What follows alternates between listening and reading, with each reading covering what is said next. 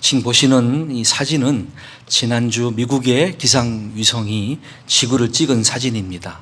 특별 처리를 했겠죠. 열화상 지도인데요.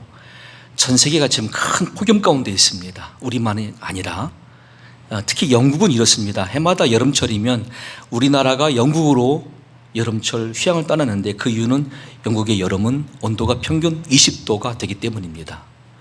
20도니까 바람막이 잠바가 필요해요. 근데 올해는 다르죠. 영국이 지금은 폭염으로 인하여서 영상 40도입니다. 가만히 있어도 땀이 비 오듯 올 수 있는 그런 환경이죠. 이럴 때 우리는 하나님 음성을 주목합니다. 지난주 말씀대로 내가 살 길은 하나님의 음성을 듣는 것이다. 그 음성을 듣다가 추구하다가 발견한 말씀은 말라기 4장 1절과 2절이었습니다. 만군의 여호와가 이르노라. 보라, 용광로 불 같은 날이 이르리니 교만한 자와 악을 행하는 자는 다 지푸라기 같이 될 것이라. 그 이르는 날에 그들을 살라 그 뿌리와 가지를 남기지 아니할 것이로되 내 이름을 경외하는 너희에게는 공의로운 해가 떠올라서 치료하는 광선을 비추리니 너희가 나가서 외양간에서 나온 송아지같이 뛰리라. 아멘. 용광로 불같은 날, 지금부터 시작됐다라고도 볼 수도 있겠죠. 앞으로 더 심할 수도 있을 겁니다. 예수님 재림 전에 더 정점을 이룰 것입니다. 그런데 그 날에도 보호받고 살 사람이 있다고 말씀하셨어요. 여호와를 경외하는 너희에게는 그랬습니다. 우리가 살 길, 오늘 말씀은 여호와를 경외하라입니다. 한번 따라해 보실까요? 여호와를 경외합시다. 모세가 죽고 여호수아가 새로운 리더가 되었습니다. 여호수아와 200만 명 이상의 이스라엘 백성들이 가나안 땅을 넘어가야 되는데 그 첫 번째 난관은 요단강 도하입니다. 이때는 우기였습니다. 더 비가 많이 오는 때에 빗물이 넘쳐서 뚝을 넘치는 그런 환경에 200만 명 넘는 백성들이 안전하게 요단강을 도한다. 그러기 위해서는 누군가 다리를 놓아야 되겠죠. 누군가 뚝을 쌓고 물길을 다른 곳 돌려야 되겠죠. 하지만 하나님 말씀은 단순한 방법이었습니다. 이대로 직진하되 다만 한 가지, 맨 앞에 여호와의 언약궤를 맨 제사장들이 선두에 서라. 그들의 발이 요단강에 닿는 순간 물길이 딱 그칠 것이다. 그 말씀대로 맨 앞에 선두에 제사장들이 어깨에 언약궤를 메고 행진합니다. 그 뒤를 세계 지파, 그 뒤를 나머지 200만 명이 쭉 따라갑니다. 정말 말씀대로 순종하였더니 언약궤를 맨 제사장들의 발이 요단강에 딱 닿는 순간 신기하게도 물이 멈춥니다. 그리고 저 멀리 있던 아담 성읍으로 물길이 돌아갑니다. 그 물길이 계속 켜켜이 담처럼 벽처럼 쌓아지고 있습니다. 어느덧 강에 마른 땅이 형성되었고 거기에 많은 백성들이 이제 그 강을 지나가게 됩니다. 도하게 됩니다. 그 일들이 다 맞춰질 때에 오늘 본문에 여호와께서 말씀하십니다. 그 모든 백성이 요단을 건너가기를 마침에 여호와께서 여호수아에게 말씀하여 이르시되 백성의 각 지파에 한 사람씩 12사람을 택하고 그들에게 명령하여 이르기를 요단 가운데 제사장들의 발이 굳게 선 그곳에서 돌 12를 택하여 그것들을 가져다가 오늘 밤 너희가 유숙할 그곳에 두게 하라 하시니라. 아멘. 이렇게 짧게 정리할 수 있습니다. 자, 이제 각 지파에 한 명씩 대표를 뽑아라. 그들을 현재 지금 서 있는 제사장들의 굳게 선 언약궤 옆으로 보내서 그 앞에서 돌 하나씩을 가져오게 해라. 그 돌들을 오늘 밤 잠잘 곳에 두라. 이게 전부입니다. 그런데 이 명령을 받은 여호수아는 어떻게 했을까요? 그 다음 이어지는 4절 이하의 말씀 보시면 여호수아가 이스라엘 자손 중에서 각 지파에 한 사람씩 준비한 그 12사람을 불러 그들에게 이르되 여기까지 반은 순종했습니다. 요단 가운데로 들어가 너희 하나님 여호와의 궤 앞으로 가서 이스라엘 자손의 지파 수대로 각기 돌 한 개씩 가져다가 어깨에 매라. 여기까지 말씀을 그대로 전파했습니다. 그런데 6절 말씀에 이것이 너희 중에 표징이 되리라. 후일에 너희의 자손들이 물어 이르되 이 돌들은 무슨 뜻이냐 하거든 그들에게 이르기를 요단물이 여호와의 언약궤 앞에서 끊어졌나니 곧 언약궤가 요단을 건널 때에 요단물이 끊어졌으므로 이 돌들이 이스라엘 자손으로 영원히 기념이 되리라 하라 하니라. 지금 이 부분은 하나님이 하신 말씀이 아니죠. 여호수아가 지어낸 말이에요. 어떤 의도를 갖고 지시한 내용이에요. 이스라엘 자손들이 여호수아가 명령한 대로 행하되 여호와께서 여호수아에게 이르신 대로 이스라엘 자손들의 지파의 수를 따라 요단 가운데서 돌 12를 택하여 자기들 유숙할 곳으로 가져다가 거기에 두었더라. 여호수아가 또 요단 가운데 곧 언약궤를 맨 제사장들의 발이 선 곳에 돌 12를 세웠더니 오늘까지 거기에 있더라. 아멘. 두 번째는 지금 제사장들이 서 있는 돌 강 한가운데 거기로도 돌을 쌓아놓는 거죠. 그러니까 돌이 양쪽에 세워진 거죠. 하나는 오늘 밤 잠잘 곳 앞에 각 지파의 수대로 12개의 돌이, 또 한 곳은 지금 제사장들이 아직도 서 있는 그 자리에 돌 12를 따로 세운 것입니다. 원래 하나님이 명하신 말씀대로가 아니라 무엇인가 의도를 갖고 여호수아가 더한 것이죠. 지시를 더하였고 뭔가 행동을 더 취하게 했던 것이 오늘 본문의 말씀이에요. 우리는 이렇게 볼 때에 과연 여호수아가 하나님 말씀에 순종했는가? 아니라고 볼 수도 있을 거예요. 이건 아닌데, 더 오버한 건데, 더 나아간 건데 왜? 그러나 다음 결과를 보세요. 하나님은 여호수아를 기뻐하셨어요. 여호수아 4장 14절입니다. 그날에 여호와께서 모든 이스라엘의 목전에서 여호수아를 크게 하시매 그가 생존한 날 동안에 백성이 그를 두려워하기를 모세를 두려워하던 것 같이 하였더라. 아멘. 백성들은 모세 다음에 세워진 후계자인 여호수아를 아직까지는 정확하게는 모세만큼은 아니죠. 모세만큼의 역량도 없어요. 인격도 아니에요. 체험적인 신앙도 아니에요. 그러니까 무시할 수 있는 모습이었는데 이날을 기점으로 그럴 수가 없었어요. 왜? 하나님이 여호수아의 권위를 세워주셨어요. 아니, 하나님 말씀대로 한 것이 아니라 인간적인 지시가 더 품어진 내용들이었는데도 하나님이 왜 기뻐하셨지? 왜일까가 오늘 주목할 부분이에요. 하나님 말씀 그대로만 하면 되는 거예요. 하지만 더 했어요. 뭔가 지시를 더 했고 뭔가 실행할 수 있는 사항을 더 시켰어요. 왜일까요? 여호수아 4장 20절부터 24절에 답이 있어요. 여호수아가 요단에서 가져온 그 12돌을 길갈에 세우고 이스라엘 자손들에게 말하여 이르되 후일에 너희의 자손들이 그들의 아버지에게 묻기를 이 돌들은 무슨 뜻이니까 하거든 너희는 너희의 자손들에게 알게 하여 이르기를 이스라엘이 마른 땅을 밟고 이 요단을 건넜음이라. 너희 하나님 여호와께서 요단 물을 너희 앞에서 마르게 하사 너희를 건너게 하신 것이 너희 하나님 여호와께서 우리 앞에 홍해를 말리시고 우리를 건너게 하심과 같았나니 이는 땅의 모든 백성에게 여호와의 손이 강하신 것을 알게 하며 너희가 너희 하나님 여호와를 항상 경외하게 하려 하심이라 하라. 아멘. 여호수아의 의지는 두 가지죠. 첫째는 이 땅의 모든 백성들, 가나안 땅 백성들이든 이 지상의 모든 이민들, 그들 모두가 다 하나님 여호와가 정말 위대하신 신이구나, 전능하신 하나님이시구나를 알게 할 목적이고, 두 번째, 우리 이스라엘 민족들은 특별히 이번 사건을 기점으로 해서 여호와는 하나님만 경외하게 하자. 그 의도가 자기 안에 있었어요. 그래서 그 마음으로 원래 하나님의 말씀은 딱 간단합니다. 야, 저 각 지파부터 일로 가서 돌을 가지고 와서 이곳에 쌓아두라. 단순하게 한 번에 끝날 사건이었지만 여호수아는 거기에 의미를 부여해요. 이것은 우리에게 표징이다.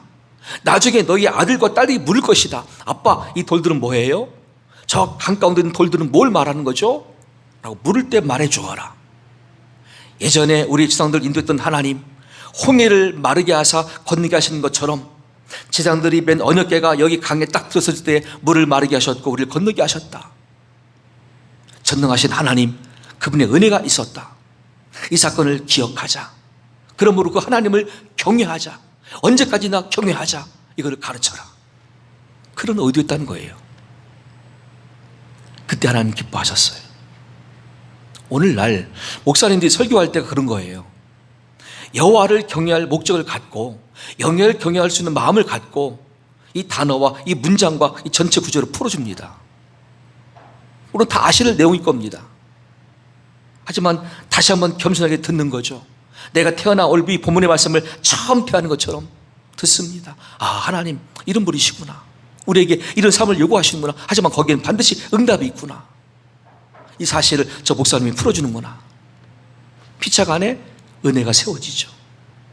전하는 자나 듣는 여러분들이 한 믿음 안에 한 은혜 가운데 거할 수가 있어요. 이런 목적에 이것이 여호와를 경외할 때 이루어지는 복의 내용들이에요. 여호수아가 그렇게 했다는 뜻이에요. 그렇다면은 우린 여기서 이 경외함에 대한 특별한 주제를 공부할 필요가 있죠. 경외의 뜻이 무엇이길래 하나님이 이렇게 여호수아를 기뻐하셨고 굳게 세워주셨을까?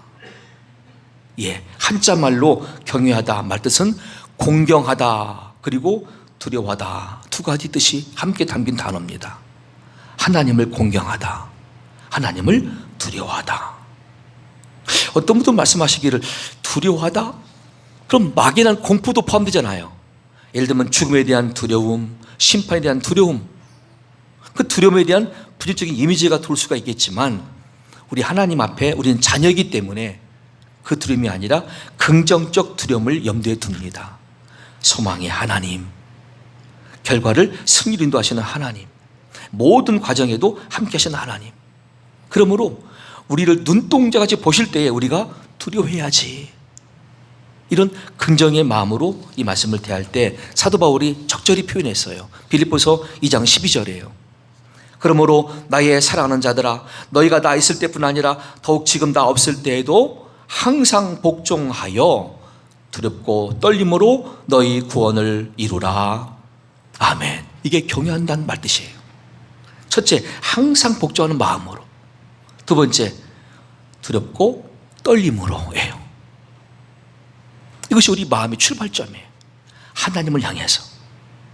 아버지, 제가 말씀대로 항상 복종하겠습니다. 아버지, 제가 항상 하나님을 두려움과 떨림으로 대하겠습니다. 이 마음의 뜻이 경외예요. 자, 이것을 삶에서 어떻게 발견할 수 있을까요? 이 경외한다는 현장을 우리가 성경대로 본다면 많은 분들이 이해가 더 빠를 것 같습니다. 첫 번째 주인공은 아브라함입니다. 100세의 아들 이삭을 얻었어요. 그 이삭이 아직 어린 나이 때 아기를 벗어난 어린 소년일 때에 특별한 명령이 내리십니다.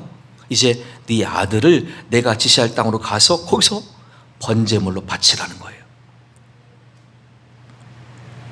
그때 아브라함은 사라 아내와 상의하지 않았어요. 바로 그 다음 아침 일찍 길을 따르면서 그 말씀에 순종합니다. 그리고 정말로 지시할 땅으로 가서 아들을 묻고 아들의 목에 칼을 대며 죽이려고 딱 칼을 들었을 때에 그때 주의 천사가 등장하여 이렇게 말하게 됩니다. 창세기 22장 12절 이하입니다. 천사가 이르시되 그 아이에게 네 손을 대지 말라. 그에게 아무 일도 하지 말라. 네가 네 아들 네 독자까지도 내게 아끼지 아니하였으니 내가 이제야 네가 하나님을 경외하는 줄을 아노라. 아브라함이 눈을 들어 살펴본즉 한 순양이 뒤에 있는데 뿔이 수풀에 걸려 있는지라. 아브라함이 가서 그 순양을 가져다가 아들을 대신하여 번제로 드렸더라. 아브라함이 그 땅 이름을 여호와 이레라 하였으므로 오늘날까지 사람들이 이르기를 여호와의 산에서 준비되리라 하더라. 여호와의 사자가 하늘에서부터 두 번째 아브라함을 불러 이르시되 여호와께서 이르시기를 내가 나를 가리켜 맹세하노니 네가 이같이 행하여 네 아들 네 독자도 아끼지 아니하였은즉 내가 너에게 큰 복을 주고 네 씨가 크게 번성하여 하늘의 별과 같고 바닷가의 모래와 같게 하리니 내 씨가 그 대적의 성문을 차지하리라. 또 내 씨로 말미암아 천하 만민이 복을 받으리니, 이때는 예수님을 말합니다. 예수님이 그 씨로 오기 때문에 네가 나의 말을 준행하였음이니라 하셨다 하니라. 아멘. 이렇게 해서 두 가지 은혜를 경험하죠. 당장은 아들이 그대로 보존돼요. 이삭이 안 죽고 한 순양이 대신 바쳐지죠. 여호와 이레 준비하신 하나님 은혜를 경험해서요. 두 번째는 또 약속이 민족을 통해서 이 땅에 메시아가 오신다. 그 메시아로 온 열방이 구원받는다. 그 은혜의 통로의 출발점이 아브라함의 경외하는 믿음 때문이었어요. 이것이 경외하는 거예요. 두 번째로 여호와를 경외한다. 어떤 모습이지? 그것을 평신도인 히브리 3파 두 사람이 잘 보여주었습니다. 출애굽기 1장 15절 이하입니다. 이때의 배경을 잠깐 말씀드린다면, 이제 요셉은 죽었습니다. 요셉을 알지 못하는 애굽의 왕이 등장했습니다. 그때다 보니까 히브리인들 숫자가 200만 명을 헤아립니다. 요셉이 있었으면 이해가 되겠죠. 하지만 요셉이 죽었으니 배경을 알 수 없는 왕은 단숨에 겁을 먹습니다. 이들이 혹시라도 반란을 일으킨다면, 고센 지방에서 반란이 시작되면은 북부에서부터 남쪽까지 금방 내려오잖아요. 나일강 통해서. 안 되겠다. 이제부터 히브리 남자아이들은 태어날 때부터 죽이자. 여자아이만 살려서 노예 삼자. 그때 왕의 정책이었어요. 애굽 왕이 히브리 3파 십브라를 하는 사람과 부하라 하는 사람에게 말하여 이르되, 너희는 히브리 여인을 위하여 해산을 도울 때에 그 자리를 살펴서 아들이거든 그를 죽이고 딸이거든 살려두라. 그러나 3파들이 하나님을 두려워하여 애굽 왕의 명령을 어기고 남자 아기들을 살린지라. 애굽 왕이 3파를 불러 그들에게 이르되, 너희가 어찌하여 이같이 남자 아기들을 살렸느냐. 3파가 바로에게 대답하되, 히브리 여인은 애굽 여인과 같지 아니하고 건장하여 3파가 그들에게 이르기 전에 해산하였더이다 하매, 하나님이 그 산파들에게 은혜를 베푸시니 그 백성은 번성하고 매우 강해지니라. 그 산파들은 하나님을 경외하였으므로 하나님이 그들의 집안을 흥왕하게 하신지라. 아멘. 여러분, 지금 산파들은 왕한테 거짓말한 겁니다. 거짓말은 죄잖아요. 근데 이것이 어떻게 여호와를 경외한 것입니까? 과정을 이해하신다면 이렇습니다. 자신들의 민족적 성분은 히브리입니다. 같은 히브리 동족인데, 우리는 아브라함 후손들인데, 이 땅에 나그네로 와서 지금 귀갈 뿐인데, 우리가 우리 손으로 히브리 남자아이들 죽여야 돼요. 가장 먼저 두려운 게 누구십니까? 생명의 주관자 하나님에 대한 두려움이죠. 모든 생명의 주인은 하나님이시다. 엄마 아빠가 아니에요. 하나님이 주신 생명인데 우리가 인간이 감히 죽여? 그럴 수가 없다는 거죠. 두 번째는 민족적 정체성이죠. 우리 민족이 살아서 해방되어지고 가나안 땅에 돌아가야 될 텐데, 그 민족을 이루려면 남자아이가 다 죽으면 되겠어요? 이거를 하나님을 염두에 두고, 아니다, 왕한테 거짓말 해서라도 우리가 죽으면 죽을지라도 우리 민족을 살릴 수 있는 방법으로 거짓말하자 라는 게 두 여인의 결단이었어요. 여호와를 경외한다는 거 쉬운 게 아니에요. 그래서 당장에 손해 봐야 돼요. 당장에 나에게 어떤 불명예, 비난 내가 다 감수해야 돼요. 하지만 본질상 나는 주님 것입니다. 내 생명도 주님 것입니다. 내 위의 심판도 주님께서 하십니다. 이걸 안다면, 잠깐의 문제가 아니라 영혼을 내다본다면 우리는 여호와를 경외한 믿음으로 끝내 믿음을 지키고 인내하며 순종할 필요가 있다는 사실 앞에 저와 여러분들 경외한다는 사실을, 무겁지만 힘들지만 내가 감당해야 되겠다 결단할 수 있기를 간절히 축원합니다. 히브리 3파 두 사람이 그걸 보여줬어요. 우리 왕들을 두려워하지 않습니다. 당신들이 우리를 죽일 상관없습니다. 하지만 우리는 하나님만 두려워합니다. 이게 경외하는 믿음이었어요.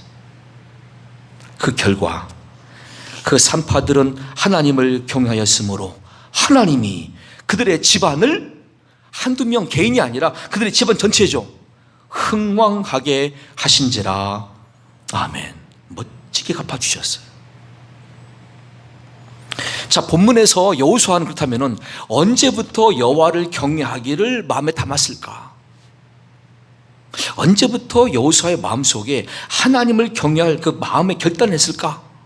저는 본문 설교를 준비하면서 추적을 해보았습니다. 어디서부터 여호수아의 마음에 여호와를 경외한 마음을 갖게 되었을까? 신명기 6장 20절 이하에서 발견될 수 있습니다. 이때만 하더라도 이제 모세가 죽음을 앞두고 앞에 창세기, 출애굽기, 레위기, 민수기, 신명기, 모세 오경, 곧 율법이죠. 다 기록하고 신명기 말씀은 앞에 있는 네 권의 말씀을 다시 반복하는 거예요. 강조하는 거예요. 되풀이해서. 이때 그 모세의 옆에 있는 시종 여호수아가 서 있었어요. 우리말로 비서관이에요. 비서관이 모세가 무슨 말을 하든지 다 듣고 있는 거예요. 모세의 심정을 다 알기 때문에. 모세가 뭘 강조하고 있을까? 여호수아가 먼저 캐치합니다. 후일에 네 아들이 내게 묻기를 우리 하나님 여호와께서 명령하신 증거와 규례와 법도가 무슨 뜻이냐, 곧 율법이 무슨 뜻이냐 묻거든 너는 네 아들에게 이르기를 우리가 옛적에 애굽에서 바로의 종이 되었더니 여호와께서 권능의 손으로 우리를 애굽에서 인도하여 내셨나니 곧 여호와께서 우리의 목전에서 크고 두려운 이적과 기사를 애굽과 바로와 그의 온 집에 베푸시고 우리 선들이 맹세하신 땅을 우리에게 주어 들어가게 하시려고 우리를 거기서 인도하여 내시고 여호와께서 우리에게 이 모든 규례를 지키라 명령하셨으니 이는 우리가 우리 하나님 여호와를 경외하여 항상 복을 누리게 하기 위하심이며 또 여호와께서 우리를 오늘과 같이 살게 하려 하심이라. 우리가 그 명령하신 대로 이 모든 명령을 우리 하나님 여호와 앞에서 삼가 지키면 그것이 곧 우리의 의로움이니라 할지니라. 아멘. 28절 말씀 들어보세요. 여호와께서 우리에게 이 모든 규례를 지키라 명령하셨으니 이는 우리가 우리 하나님 여호와를 경외하여 항상 복을 누리게 하기 위하심이며. 이때 여호수아는 뭘 확인했어요? 아, 여호와를 경외하면 복을 항상 누리게 된대. 그런데 여호와를 경외하기 위한 전제는 뭐예요? 말씀을 내가 순종하는 거죠. 복종하는 거죠. 그럼 항상 우리에게 복을 누리게 하신대. 또 여호와께서 우리를 오늘과 같이 살게 하려 하십니다. 이 말뜻은 여호와 하나님이 낮에는 구름 기둥, 밤에는 불 기둥, 그리고 만나와 메추라기와 반석의 물을 통해서 계속 공급하십니다. 40년 동안 그들의 신발과 옷이 헤어지지 않았어요. 발이 부르지도 않았어요. 왜? 그렇게 완벽하게 보호해 주셨으니까. 그 하나님, 그 은혜를 내가 지속적으로 보장하는 방법은 여호와를 경외함에 있다. 그때부터 여호수아가 마음에 심은 거예요. 나는 평생 여호와를 경외하자. 실제 그는 자신 인생의 말년이 다가왔을 때 이렇게 유언합니다. 이 장면이 여호수아 24장에 나와 있어요. 그러므로 이제는 여호와를 경외하며 온전함과 진실함으로 그를 섬기라. 너희의 조상들이 강 저쪽과 애굽에서 섬기던 신들을 치워버리고 여호와만 섬기라. 이때가 지금 여호수아는 거의 110세가 되어서 죽을 때가 되었는데 문제는 아직까지 가나안 땅 정복은 끝난 게 아니었어요. 나는 죽어지는데 가나안 땅 정복은 남아있을 때에 한편 걱정되잖아요. 이 남은 사업을, 이 남은 과업을 우리 백성들이 해야 되는데 얼마나 염려가 돼요. 그때 주신 해답은 무엇입니까? 너희들이 여호와를 경외하기만 한다면 하나님의 도우심으로 반드시 이 땅은 전체가 다 차지할 수가 있다. 그러기 위해서는 다른 신들을 다 치워버리고 오직 하나님만 섬겨라. 만일 여호와를 섬기는 것이 너희에게 좋지 않게 보이거든 너희 조상들이 강 저쪽에서 섬기던 신들이든지 또는 너희가 거주하는 땅에 있는 아모리 족속의 신들이든지 너희가 섬길 자를 오늘 택하라. 오직 나와 내 집은 여호와를 섬기겠노라 하니 백성이 대답하여 이르되 우리가 결단코 여호와를 버리고 다른 신들을 섬기기를 하지 아니하오리니 이는 우리 하나님 여호와께서 친히 우리와 우리 조상들을 인도하여 애굽 땅 종되었던 집에서 올라오게 하시고 우리 목전에서 그 큰 이적들을 행하시고 우리가 행한 모든 길과 우리가 지난 모든 백성들 중에서 우리를 보호하셨음이며 여호와께서 그 또 모든 백성들과 이 땅에 거주하던 아모리 족속을 우리 땅 앞에서 쫓아냈습니다. 그러므로 우리도 여호와를 섬기리니 그는 우리 하나님 이십니다 하니라. 아멘. 백성들이요, 이 마지막 때에는 여호수아의 그 고백 앞에 다 같이 동의해요. 우리도 다른 다 신들을 버리고 하나님만 섬기겠습니다. 다 동의했어요. 그 과정에서 이제 여호수아가 죽어요. 그 다음에 여호수아의 이 죽음의 자리에 있던 그 모든 비슷한 연배들, 어른들이 다 죽어요. 문제는 그 다음 때예요. 그 장면이 사사기 1장 중반이에요. 그랬더니 그 아버지 어머니 때의 그 아름다운 믿음이 전수되면 좋았을 텐데 그것이 전수가 안 됐던 거예요. 자네들은 가나안 땅 신들을 섬깁니다. 바알들을 섬기고 아세라 섬기고 다시 또 몰렉을 섬기고 우상 숭배합니다. 하나님이 진노하십니다. 가나안 땅 피정복자들이 오히려 이스라엘 백성들 땅을 다시 막 뺏어갑니다. 이스라엘 사람들 막 죽입니다. 이스라엘 백성들이 막 갑자기 막 하나님께 탄원합니다. 왜 우리 땅을 빼앗기게 되고 우리 가족들을 죽게 하십니까? 너희의 죄악 때문이라. 너희가 또 우상 숭배했다라고 말씀하시죠? 그들 회개합니다. 하나님 잘못했습니다. 우리를 구원해달라고 막 외치게 됩니다. 그때 세워진 것이 사사예요.